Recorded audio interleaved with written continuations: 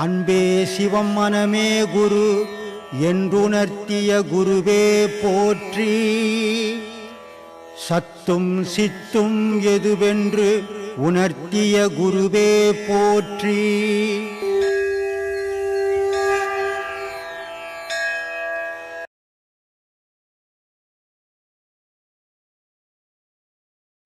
நம்ம வாழ்க்கையில் எவ்வளோ பிரச்சனைகளை சந்திக்கிறோம், எவ்வளோ மனக்குழப்பத்தங்களில் இருக்கிறோம். ஒரு சிலரால் வெளியே சொல்ல முடியும், ஒரு சிலரால் வெளியே சொல்ல முடியாது. ஆனால் சொல்லாமல் அதை மனசுக்குள்ளே போட்டு அழுத்தமாக்கிடக்கூடாது. மனசுக்குள்ளே போட்டு அழுத்தமாக்கணும்னா அது மாரடைப்பு வந்துடும் அதில். அதனால் எந்த விஷயமாக இருந்தாலும் ஆண்கள் மனசுக்குள்ளே இருக்கிற விஷயத்தை அடுத்தவங்கக்கிட்ட ஈஸியாக சொல்லிப்பாங்க. ஆனால் பெண்களால் அப்படி சொல்ல முடியாது. சொல்ல முடியாத பெண்கள் கூட யார் உங்களுக்கு ரொம்ப பிடிக்குமோ, யார் நீங்கள் சொல்கிற விஷயத்தை வெளியே சொல்ல மாட்டாங்களோ அவங்கக்கிட்ட பரிமாறிக்கிறதுல தப்பு இல்லை. ஆனால் உங்கள் மனசுக்குள்ளே போட்டு அதை அழுத்தி வைக்காதீங்க. அழுத்தி வச்சிங்கன்னா அது தொல்லை கொடுக்க ஆரம்பிச்சிடும் உடம்புக்கு. வாழ்க்கைன்றதே ஒரு பெரும் பயணம். அது அந்த பயணத்தில் நன்மைகள் நடக்கலாம், தீமைகள் நடக்கலாம். ஆனால் நன்மைகள் நடக்கும்போது நம்ம யாருக்கிட்டும் சொல்கிறதில்ல, சந்தோஷங்கள் வரும்போது நம்ம யாருக்கிட்டும் சொல்கிறதில்ல, அதை நம்மளே அனுபவிச்சுக்கிறோம். ஆனால் துன்பங்கள் வந்தால் நமக்கு ஏன் இந்த துன்பம் வந்தது, நான் இவ்வளோ கடவுள் வழிபாடு பண்ணினேன், எனக்கு எப்படி இந்த துன்பம் வரலாம் அப்படின்றது மனசனுக்கு இயற்கையான குணமாகி போச்சு. ஆனால் துன்பம்ன்றது இது நமக்கு மட்டும் வரல, உலகம் ஃபுல்லாக இருக்கிற மக்களுக்கு வந்துன்னு தான் இருக்குது.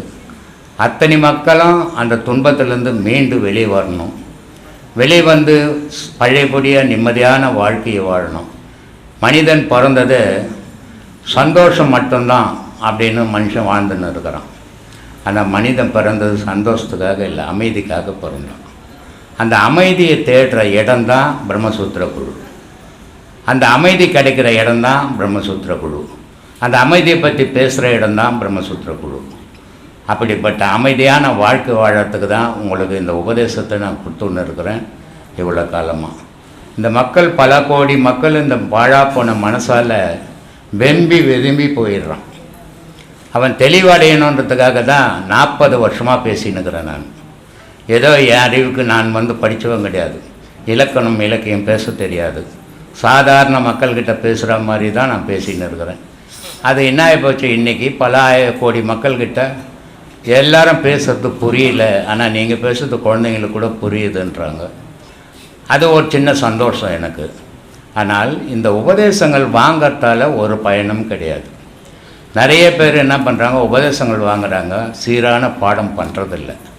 அந்த பண்ணாதால் அதனுடைய பலன் அவங்களுக்கு கிடைக்கல. ஆனால் இந்த உபதேசங்களை வாங்காதீங்க, தயவு செய்து நான் சொல்கிறேன், அதை வீணாக்காதீங்க. நம்மளால் செய்ய முடியும்னா உபதேசம் வாங்குங்க. அந்த உபதேசம் வாங்கிறத எதை தவற விட்டாலும் விடலாம், அந்த பாடம் பண்ணுறதை தவற விடக்கூடாது. நீங்கள் அப்படி தவற விடாமல் பாடம் பண்ணிங்கன்னா தான் அதனுடைய பலனை அனுபவிப்பீங்க, அதனுடைய உண்மை உங்களுக்கு விளங்கும். நீங்கள் தெளிவான நிலையில் நீங்கள் உலகத்தில் வாழறதுக்கு வழி கிடைக்கும். இன்றைக்கி மலேசியாவில் போய் ஒரு 2-3 மாதத்துக்கு முன்னே போனேன், உபதேசங்கள் கொடுத்தேன். இங்கே ஒரு 40 பேர் மலேசியாவிலேருந்து அந்த உபதேசம் வாங்கினாங்க. இன்றைக்கி அங்கேருந்து வர ரிசல்ட்டுங்களை கேட்கும்போது ரொம்ப சந்தோஷமாக இருக்குது. அந்த அளவுக்கு இந்த 3 மாதம் 4 மாதத்துலேயே அவ்வளோ பெரிய ரிசல்ட்டுங்க கிடைக்கிது. ஆனால் இங்கே இருக்கிற மக்களுக்கு ஏன் அந்த ரிசல்ட்டு கிடைக்கல? அதே பாடம் தான், அதே குருமார்கள் தான். ஆனால் ஏன் இவங்களுக்கு கிடைக்கலன்னா, இவங்க சீரான முறையில் பாடம் பண்ணுறதில்ல. ஏதோ பௌர்ணமியான வராங்க போகிறாங்க, ஆசீர்வாதம் வாங்குறாங்க, எல்லாம் பண்ணுறாங்க. ஆனால் இந்த ஆர்வம் தன்னை அறியறதுக்கு இல்லை. எதை உலகம் ஃபுல்லாக நீ ஆராய்ஞ்சினாலும் உலகம் இருக்கும், ஆனால் நீ இருக்க மாட்ட. நீ இருக்கிறதுக்கு முன்னாடி, நீ இறக்கிறதுக்கு முன்னாடி உன்னை பற்றி நீ உணரணும், உன்னை பற்றி தெரிஞ்சுக்கணும். இது ஏதோ மந்திரம் மாயம் தந்திரம் இதெல்லாம் சொல்லி கொடுக்குற இடம் இல்லை. இது வைத்தியம் பண்ணுற இடமும் இல்லை, தெய்வீகத்தை பற்றி சொல்லி கொடுக்குது. அதுவும் நீயே அறிய கொடுத்து, இது நான் சொல்லி தெரிய போகிறதில்லை, நீங்களே அறியறதுக்கு தான் இந்த வழியை சொல்லி கொடுத்துன்னுக்குறேன். இதை சீரான முறையில் பாடம் பண்ணிங்கன்னா எல்லாரும் தெளிவாக இருப்பீங்க, தைரியத்தோடு வாழ்வீங்க, எந்த துன்பம் வந்தாலும் கலங்க மாட்டீங்க. அந்த கலக்கத்திலேருந்து நீங்கள் வெளியே வருவீங்க. அதுக்காக தான் இவ்வளோ விஷயங்களை நான் இந்த மக்களுக்கு சொல்லின்னுக்கிறேன். நான் எனக்கு ஜாதி மதம் குலம் கோத்திரம் அதெல்லாம் கிடையாது. எனக்கு எல்லாம் மனிதர்கள். அந்த மனிதர்கள் நல்ல வழியில் போகணும், நல்லா வாழணும், சந்தோஷமாக இருக்கணும், அமைதியோடு வாழணும், எல்லோருக்கிட்டும் அன்பு காட்டி வாழணும். இதனால தான் இவ்வளோ பேசுகிறேன். இதை நீங்கள் பின்பற்றுவீங்கன்னு நம்புகிறேன். அந்த நம்பிக்கையோடு எல்லோருக்கும் ஆத்மா வணக்கம்.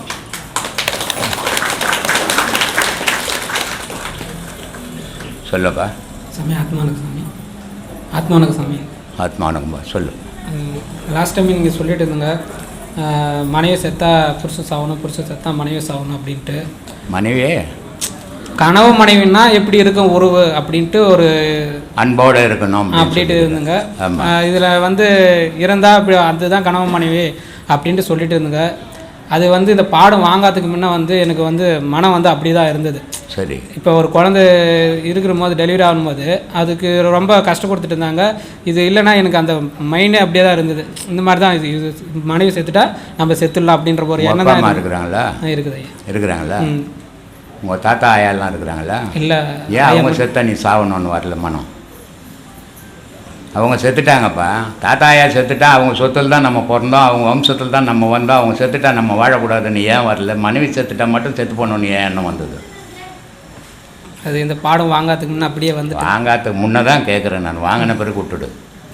வாங்காததுக்கு முன்னே ஏன் இந்த எண்ணம் வரல? அவங்க தானே உனக்கு உறவு. அவங்க தானே இந்த உலகத்துக்கு ஒன்று அடையாளம் காட்டினாங்க. அவங்க செத்தா நான் செத்து போவேன்னு சொல்கிற வார்த்தை வரலையே. அது உங்கள் பேச்சு. ஆனால் இடையில் வந்த மனைவி செத்துட்டா நான் செத்துடுவேன், இடையில் வந்த கணவன் செத்துட்டா நான் செத்துடுவேன்ற எண்ணம் ஏன் வந்து அங்கே? என்ன காரணம்? அறியாமை இல்லை, ஆசை. இது பேர் அறியாமை இல்லை. உன் பொண்டாட்டி அறியாமையில் சேர்ந்தா தெரிஞ்சுதானே வயிற்று தெளிவு ஆசை. அவங்கெல்லாம் ரத்த பந்தம், இவங்க உயிர் பந்தம். கணவன் மனைவின்றது உயிர் பந்தம். யாரோ எவனோ பெத்த பொண்ணு. ஆனால் அது உன் கூட சேர்ந்த உடனே அது உன்னுடைய வம்சத்தில் வந்த கடவுளை வழிபாட ஆரம்பிச்சது. பெத்த வம்சத்தில் வர கடவுளை வழிபாடலை. அப்போ உயிரோட கலக்கிறவ தான் மனைவி, உயிரோட கலக்கிறவ தான் கணவன். ஆனால் மரணம்ன்றது எல்லாருக்கும் வரும். கணவனுக்கும் வரும், மனைவிக்கும் வரும். ரெண்டு பேரும் ஒன்றா பிறக்கலை. யார் வயிற்றுலையோ யாரோ பிறந்தோம். ஒரு நாள் மரணம் எல்லாருக்கும் வரும். நம்ம தாய் நம்ம வீட்டில் செத்து போயிடுறா. இந்த உலகத்துக்கு நம்மளை அடையாளம் காட்டின தாய் நம்மளை விட்டு இறந்துடுறா. இந்த உலகத்துக்கு அடையாளம் காட்டுறதுக்கு காரணமாக இருந்த தந்தை இறந்துடுறான். எல்லோரும் இந்த உலகம்ன்றது ஒரு டூரிஸ்ட் சென்டர் மாதிரி. இது எல்லாரும் கூடுவோம், எல்லாரும் பிரிவோம், எல்லாரும் சேர்ந்து இருப்போம், எல்லாரும் ஒரு நாள் மறைவோம். இது இயற்கைன்ற மனோபாவம் வரணும்.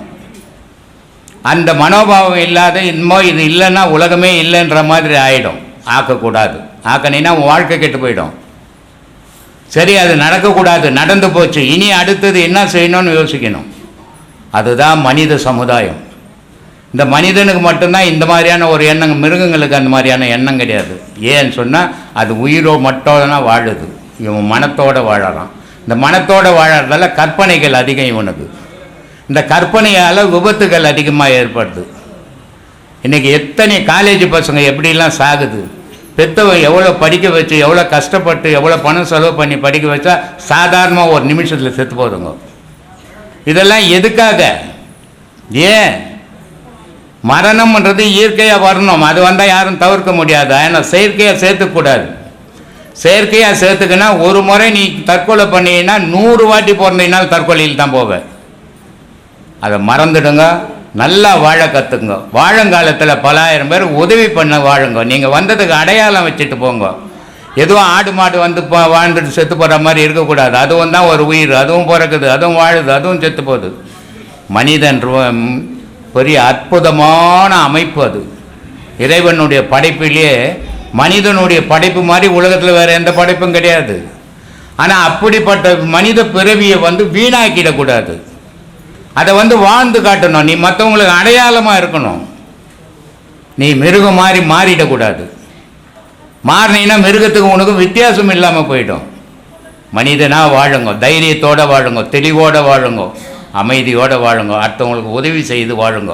அதுதான் மனித வாழ்வு. அதனால தான் நான் சொல்லியிருப்பேன், மிருகங்கள்லாம் எடுத்து வாழும், மனிதன் கொடுத்து வாழணும்ன்ட்டு. அவன் தான் மனிதன். கொடுக்காதவன்லாம் மனிதன் கிடையாது, அது ஒரு உயிரினம். கொடுத்து வாழணும். அடுத்தவனுக்கு பசின்னா தாங்கவே கூடாது, உனக்கு இல்லைன்னா ஒரு அடுத்தவனுக்கு கொடுக்கணும், அதுதான் மனிதன். மிருகங்கள் அப்படி கொடுக்காது, தனக்கு மட்டும்தான் சாப்பிட்டா வச்சுக்கும். மனிதன் அற்புதமான பேரை படைத்து மிருகம் மாதிரி நம்ம வாழறதில்ல, அர்த்தமற்ற வாழ்வு ஆகிடும். அதனால் வாழ்க்கையை சிந்தியுங்க. நம்ம பிள்ளைங்க, நம்ம மனைவி, அவளுக்கு என்ன செய்யணுமோ அதை செய்யணும். மனைவி உலகத்திலே இல்லாத என் மனைவி தான் நீனா உனக்கு ஆபத்து வரப்போகுதுன்னு அர்த்தம். கணவன் மனைவியை கொடுமைப்படுத்தக்கூடாது, மனைவி கணவனை கொடுமைப்படுத்தக்கூடாது. 2 பேரும் சமமாக போனீங்கன்னா தான் உங்களுக்கு பிறக்கிற குழந்தைங்க சமமாக போகும். நீங்கள் 2 பேரும் வேற்றுமையானீங்கன்னா உங்களுக்கு பிறக்கிற குழந்தையும் வேற்றுமையாக மாறிடும்.